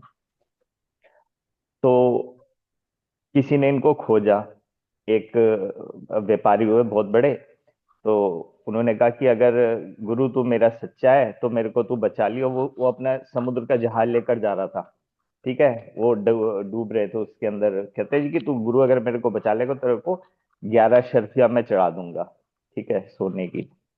तो बच गया, वहां पर आगे किनारे पर लग गया उनका जहाज। तो उन्होंने कहा भाई इस यहाँ पे गुरु कौन है कि जो गुरु परंपरा के ये चले आ रहे गुरु नानक जी। वो कहते हैं ये बैठे हुए, वहां बहुत सारे बैठे हुए थे। तो उसने कहा कि अब ऐसे कैसे पता चलेगा कि गुरु की कैसे परख होगी। तो उन्होंने 2 सिक्के एक के आगे रख दिए, नमस्कार कर आपका धन्यवाद, कहा जी कि ठीक है, खुश रहो। सबके आगे 2-2 सिक्के रखते चले गए। उन्होंने कहा जी धन्यवाद, खुश रहो, सुखी रहो, व्यापार बहुत बड़े पूरे, काम खत्म हो गया। यार इन्होंने तो बोला ही नहीं कि कितनी चढ़ानी थी, ये तो बड़ा कमाल होगा। फिर किसी से पूछा कि जी यहाँ पर और भी कोई, वो कहते हैं हाँ कोई एक पागल सा है वहां पर बैठा रहता है, वो ध्यान वान लगाता रहता है, बाकी को मतलब नहीं है, जाके पूछ ली। वो वहीं पर ही अपने खोली में बैठे हुए थे, ध्यान में मग्न थे। उनके आगे भी 2 सिक्के टिका दिए। कहते ठीक है जी धन्यवाद। कहते देख हमारे को लालच तो है नहीं, लेकिन तेरी बात 11 सिक्कों की हुई थी तो 11 चढ़ा दे, बाकी तेरी मर्जी है। तो उसको पता चल गया कि ये गुरु है। उन्होंने वहां पे गुरु को प्रकट वहां पर से हुए। फिर बात चली कश्मीरी पंडितों की, जब औरंगजेब उनका धर्म परिवर्तन करा रहा था, तो उनके बीच में कौन ऐसा इंसान हो सकता है कि जो जिनकी बात ये माने और जिनको कह के ना अगर उनका धर्म परिवर्तन हो जाए तो ये सब के सब उनके हो जाएंगे। कहते हमारे गुरु जी हैं, उनके पास लेकर गए पूरी श्रद्धा के साथ कि जी हमारे साथ तो ये हो अत्याचार हो, जबरदस्ती हमारे घर वाली को उठा के ले जाते हैं और अत्याचार करते हैं, हमारे को जबरदस्ती धर्म परिवर्तित करा रहे हैं। कहते हैं चलो आओ मैं चलता हूँ तुम्हारे साथ। तो जो उनके बेटे थे गुरु गोविंद सिंह जी 10वें जो अवतार हुए उसमें उन्होंने बोला जी आपसे बड़ा कौन हो सकता है, यदि आप उनको जाके बोलोगे तो हो जाएगा। उन्होंने उनको आगे की तरफ पे भेज दिया कि जी जाओ। तो चांदनी चौक में जहाँ पे गुरुद्वारा शीशगंज साहब है वहां पे औरंगजेब का पहले वहां सारा लाल किले पर वो था उनका शासन, जहां से वो करते थे। उन्होंने कहा कि अब इसको मैंने बंदी बना लिया। बंदी बनाने की बड़ी वो लंबी कहानी कि इन्होंने अपने आप को जाके वहां पे गिरफ्तार करवाया किसी को लालच देकर। तो जब खैर उन्होंने बंदी बना लिया, उनके साथ और जितने भी उनके शागिर्द थे 3 भाई मतीदास जी, भाई दयाला जी और भाई सतीदास जी। एक को तो उनके सामने रुई में लपेट के आग लगा दी और एक को खौलते पानी में डाल दिया और एक को 2 पट्टों के बीच में से आरे से काट दिया, बिल्कुल बीच में से 2 फाड़ कर दिए। और गुरुजी को इतनी जेल में रखा हुआ था कि बिल्कुल उनके चारों तरफ संकल बनी हुई थी, वो हिलते भी ना तो उनके यहाँ से हिलते डुलते भी वो कटे। तो उन्होंने बोला भाई नहीं मैं तो कुछ नहीं बोलूंगा, वो तो अपने ध्यान में उस वक्त भी मस्त थे, सब कुछ था। तो उन्होंने कहा जी कि देख तेरा हम कलम कर देंगे सर, नहीं तो तू इनको धर्म परिवर्तन के लिए बोल दो, तुम भी धर्म परिवर्तन कराओ। तो उनका शीश कलम कर दिया और ये बात बता दी कि अगर किसी ने भी इनकी देह को हाथ लगाया तो उसको भी हम सर कलम कर देंगे, उसको भी मार देंगे। तो अचानक क्या हुआ, जैसे ही सर उनका कलम हुआ और आंधी तूफान आ गया। एक जने ने उनका धड़ उठाया, एक जने ने उनका सिर उठाया, बैलगाड़ी में डाला और ले गए वहां पर। तो रकाबगंज गुरुद्वारा है यहाँ पर दिल्ली में ही, वहां पे जाकर उसकी वो घर था उसके अंदर उसने करा, उनका दाह संस्कार कर दिया पूरे अपने घर के साथ ही, पूरे घर को आग लगा दी अपने। उनका वहां पे दाह संस्कार तो उनके शीश का करा उधर जाकर पंजाब में जाकर, वहां पे भी एक शीशगंज गुरुद्वारा है। तो प्रभु ये है उनकी शहीदी की दास्तान की बहुत अद्भुत पूरे मानव जाति के ऊपर बड़ा है। वो बातें इससे क्लियर होती है कि आप जीवन में समझें कि ये जो संत लोग थे वो अपने ही परमात्मा की क्षेत्रज्ञ बनकर के क्षेत्रज्ञ को जानते थे, उसकी साधना में लगे रहते थे। पहला सार तो ये निकला। बहुत सुंदर। दूसरा, वो क्षेत्रज्ञ भगवान का स्वरूप होने से तत्वज्ञानी थे, अर्थात वो कुछ भी चाहते तो अपनी सिद्धि मार्ग से करते, लेकिन प्रदर्शन नहीं करते थे, नहीं करा, बिल्कुल। लेकिन उस व्यापारी का भला हुआ, लेकिन वो अज्ञान में था तो उसको ज्ञान जरूर दिया कि ये 11 की बात हुई थी। इसका मतलब वो अपने सिर्फ एक ज्ञान का परिचय दे रहे, तुम अज्ञान में मत जाओ, ज्ञान में आ जाओ, और इस तरह से उनकी ज्ञान स्थापित हुआ। लेकिन ज्ञानी के साथ साथ वो कर्मी भी थे। एक ज्ञानी ज्ञान में रह करके साधना करता रहे, उससे क्या होगा, उसका एक का अकेले का कल्याण होगा। लेकिन वो ज्ञानी अगर ज्ञान में रहते रहते सर्वजन हिताय भी को कार्य करेगा तो सब जो हितों का, शरीर तो जाना है उसको पता है ज्ञानी को, इस शरीर का सदुपयोग किस तरह से हो जाए वो कार्य करना एक ज्ञानी को कर्म योगी भी बनाता है। और वो सब में भगवत दर्शन करता है, इसलिए भक्ति योगी भी है। तभी तो सबके लिए वो प्रार्थना करने गया। चौथी बात इससे निकल के आती है कि आपके अनुयायी भी आपका ही प्रतिबिंब होते हैं। जब आप उनको जैसा ज्ञान जैसी शिक्षा देते हैं वो भी वो आपका एक कार्य करते रहते हैं। भाई मतीदास जतिदास की जो बात कही, उन्होंने भी अपने गुरु के सिद्धांतों पर चलते हुए सहरस अपने प्रयाग त्याग दिए। पहले सही तो वो तीनों बने, फिर गुरु जी को कितनी भी तकलीफ दी, लेकिन वो शरीर को अपना समझते ही नहीं थे, वो क्षेत्रज्ञ थे। तो शरीर की उन तकलीफों को उनको कोई तकलीफ नहीं, कोई फर्क नहीं पड़ा। लेकिन चारों के शहीदी से जो भक्ति आंदोलन जो उच्चारण हुआ, उस कारण से रकाबगंज से शीशगंज तक ये पूरा इतना फैला कि गुरु गोविंद देव जी तक तो एक पूरी सेना बन गई, सेना बन गई। और उन्होंने किस तरह से सेना बन करके इस औरंगजेब के बहुत सारे कारण रहे होंगे औरंगजेब के जी जी भारत से जाने के, या उसके, लेकिन सच्चाई है कि औरंगजेब के बाद मुगल वंश नष्ट प्राय सा हो जी गया। जी उसके पीछे मुझे लगता है गुरु तेग बहादुर जी की जो उसने जो जो उनके साथ जो किया, जो उनका शहीदी भाव था, उसके कारण से ही गुरु गोविंद सिंह में पावर आई। उस कारण से ही औरंगजेब का सर्वनाश हुआ, मुगल वंश का सर्वनाश वहीं से संपन्न हुआ। जो तो औरंगजेब जितना शक्तिशाली था, लोग कहते हैं कि अकबर के इक्विवेलेंट शक्तिशाली था। हम्म शक्तिशाली किसी सेना ने नहीं, एक संत ने हरा दिया, एक संत ने अपनी साधना से उसको नष्ट कर दिया। तो ये हम्म इसका मूल भाव है। और एक अतिरिक्त भाव मैं अपनी तरफ से जोड़ रहा हूँ, वो ये है कि उस समय सभी लोग एक ही सनातन को मानते थे। इस समस्त संसार में उसमें सिख बोल के अलग बातें नहीं होती थी। नहीं नहीं समस्त धर्म के लोगों को, अर्थात सनातन धर्म के लोगों को, उनकी रक्षा के लिए ही प्रार्थना कर रहे थे। वो धर्म किसका परिवर्तन करा रहा जी था? केवल सिखों का धर्म थोड़ी परिवर्तन कर नहीं रहा नहीं था, नहीं नहीं नहीं, वो कोई सबका सिक्कों का धर्म, धर्म हिंदुओं को भी मुगल बनाना चाहता था। तो हाँ सिख किसके लड़े? सिख हिंदुओं की बाह बन करके लड़े कि हिंदुओं का ये धर्म परिवर्तन न हो, वो उस धर्म परिवर्तन की राह में न जाए। तो हिंदू और सिख एक ही, जैसे बड़े बेटे को सिख मनाया जाता जी था, जी जी आज के लिए परंपरा कहीं पीछे छूट गई। उसके हम्म पीछे कौन दोषी है, मैं इतना समझदार हम्म जानकार हम्म नहीं हूँ। हम्म, हम्म, लेकिन एक व्यक्ति को, बड़े बेटे को सिख अर्थात शिक्षा लेने वाला, शिक्षा देने वाला और जी रक्षा करने वाला बनाया जाता था, ताकि समस्त की रक्षा करें। बस यही भाव मुझे लगता है आपके इस सुंदर दृष्टांत से मुझ अज्ञानी को समझ में आए हैं। नहीं सर, बहुत अच्छा, बहुत बढ़िया भाई, बहुत सुंदर एकदम। बहुत बहुत धन्यवाद, बहुत आनंद रहे, मस्त।